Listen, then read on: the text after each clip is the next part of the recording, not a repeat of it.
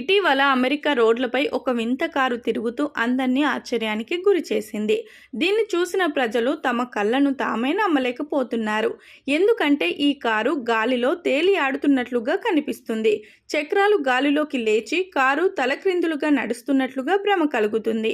ఈ కారు అసాధారణ లుక్ ఒక వీడియో ద్వారా ఇంటర్నెట్లో వైరల్ అయింది. ఆ వీడియోలో కారును వివిధ కోణాల నుంచి చూపించారు. దీనివల్ల కారు తలక్రిందులుగా ఉన్నట్లు మరింత స్పష్టంగా కనిపించింది. కారు అక్షం, ఇంజిన్ కూడా తలక్రిందులుగా ఉన్నట్లుగా కనిపిస్తున్నాయి.